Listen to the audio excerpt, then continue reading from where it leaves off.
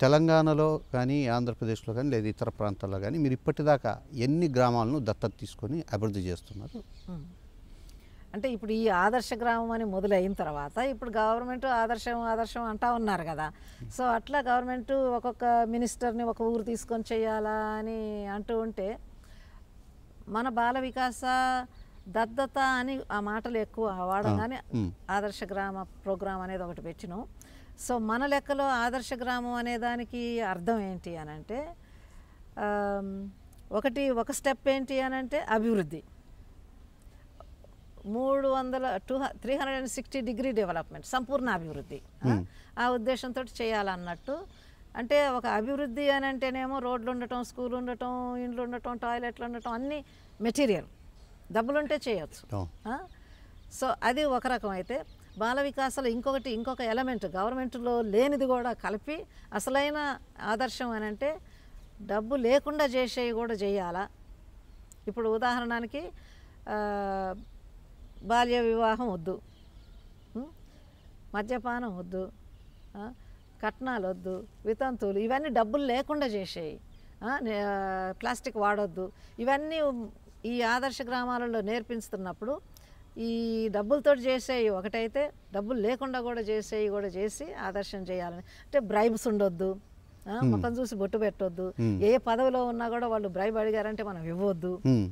ఇట్లా ఒక నీతులు అంటే నీతిగా నడవాలా మనిషి, ఒక కష్టాలలో ఉన్న వాళ్ళని ఆదుకోవాలా, ఇట్లాంటి ఎన్నో చేసి ఆ ద్వారా కూడా ఆదర్శం చేయాలని అట్లా 130 ఊళ్ళు తీసుకున్నాం. 128లో ఇప్పుడు ఉన్నాం. మీరు కెనడాలో కానీ ఇండియాలో కానీ ఇంత పెద్ద ఎత్తున సామాజిక సేవా కార్యక్రమాలు నిర్వహిస్తున్నారు.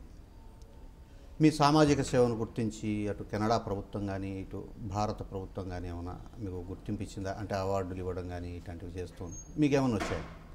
My husband and me, we are simple people, okay? My husband actually, when he gives a example, madam excellent lecture ఇచ్చారనుకోండి, తర్వాత అందరూ టపటపా కొట్టి ఎంతో అభినందించాలని ఎన్నో రకాలు కానరాకుండా అయిపోతాడు. సింపుల్.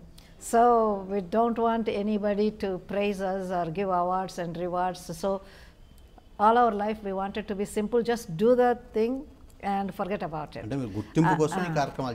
చేయట్లేదు.